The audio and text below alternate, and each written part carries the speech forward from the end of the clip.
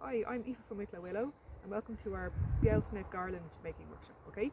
So we're going to forage for materials today and come out into the wood to have a look at what we can get, okay? So before we go and have a look at what kind of materials we're going to get, just to be mindful of the wildlife in your area, and also in case there's any birds nesting in the trees that you're going to harvest your materials from, just be mindful of that and to be aware of it, okay?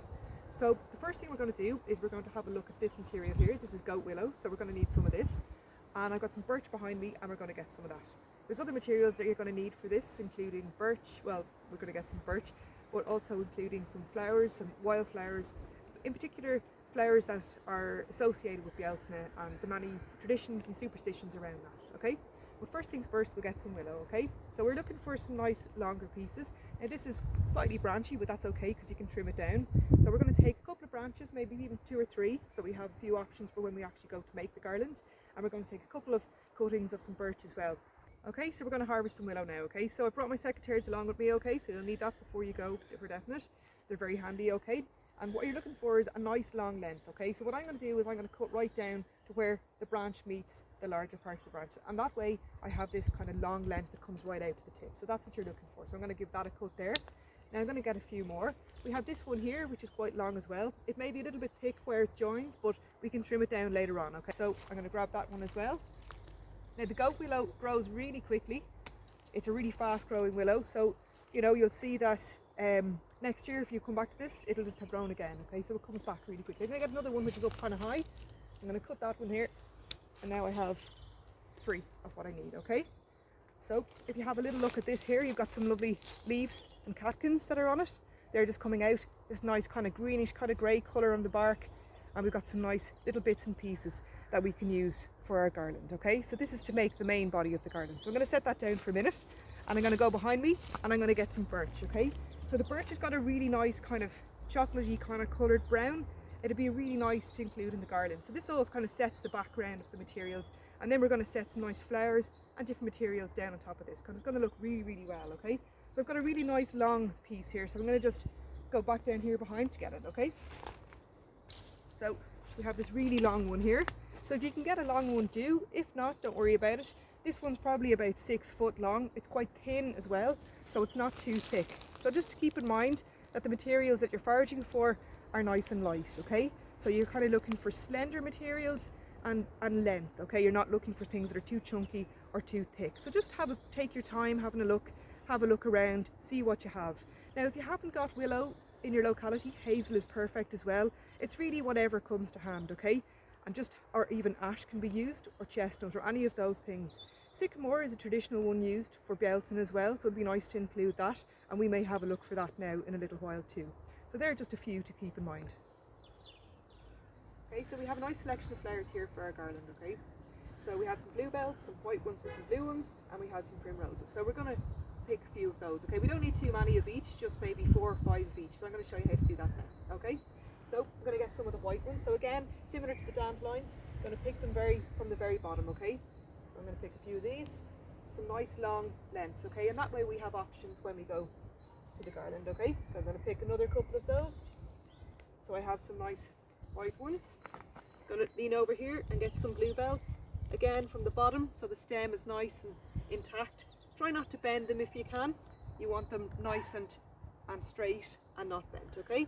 So how many have I got there now? 3. I'll get another one, okay?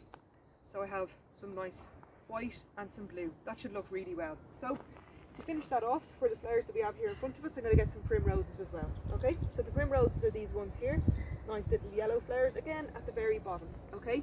And they have a nice little yellow centre, nice pale yellow around the outside and the yellow in the centre, looking a little bit like the sun. So that's kind of nice to think about that in terms of Bealtaine, okay? Because the sun is an important feature of the Bealtaine celebrations, okay? The coming of summer, okay? So I'm going to get a few more of those. So again, I think maybe because they're small, I'll maybe pick a few more than that, a few more than 3 or 4, maybe 5 or 6 would be good because they'd look well together. And because they're small, they might need a few more. So I have some here. 3, 4, get another couple here, and I should be ready to go.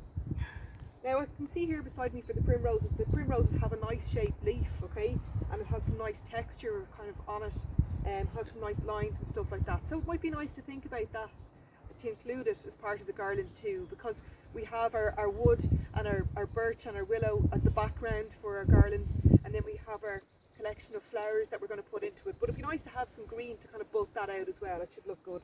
So I'm going to pick a few of the primrose leaves, okay? So we have this nice kind of primrose leaf here. It's got some lovely lines, and it's got a nice kind of white kind of line going down the centre, which makes interesting shapes, okay? So I'll just get a few of those. I think I'm going to go for maybe 4 or 5 again. Actually, I'll go for 6. I think that should be loads. Okay, and we have 6 of them. Okay, so we have our nice bunch of flowers there, perfect for our garland. We have some nice dandelions here. They should look really well in it as well. Okay, dandelions have a lovely shape, very different shaped petals and stuff like that. So when we think about the flowers that we're going to use, dandelions, bluebells, primroses, that kind of thing, and the shapes that we're going to include in our garland, I think the dandelion should look really nice.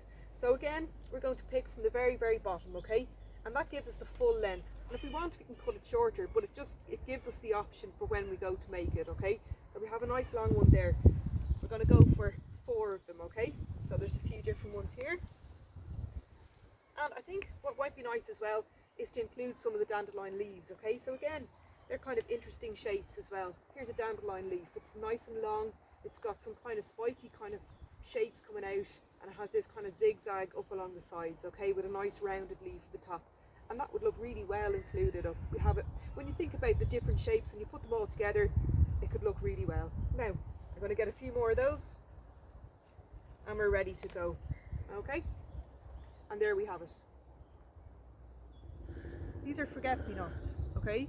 They've got a lovely little dainty blue flower on the top, okay, and they kind of come in clusters, and I think they'd look really well in the garland as well. So if we look at picking a few stalks of this as well, they kind of come almost like branch-like, but again, when you're harvesting them, remember to pick them from the bottom, okay? So when I pick that one there, we've got this nice long centre stem and these little clusters coming off the side, which should look well. I'm going to pick maybe 3 or 4 of those. I think them kind of, you know, kind of mingle or pressed in amongst the other flowers as part of the garland. It should look really, really good, okay? So when you put them together, you can see the nice colours coming together. We have different lengths and we have lots of nice little clusters with some lovely leaves at the bottom. Some nice gorse here beside me. We're going to get some of this to include in our garland as well. This can be a little bit tricky to cut, I think, because of all the prickles, but we'll give it a go, okay? We don't need too much of it. I'm going to get maybe 4 pieces, okay? Now if I look at it here, we have nice pieces which are kind of, well, we want the length again, so we want a kind of a nice lengthy piece, okay, not too much. We're kind of looking at something like that, okay? So we have 1 and 2, and I'm going to drop that one, bring it back up, oops, and 4, okay? Now they're kind of spiky, so be careful. Might be a good idea to bring a pair of gloves with you. I should have, okay? And we're going to include those in our garland. We have all the materials here that we need. We've got our flowers and we have our wood, okay? So I look forward to seeing you in our tutorial or our video on how to make our Bealtaine May Day garland. See you then. Bye bye.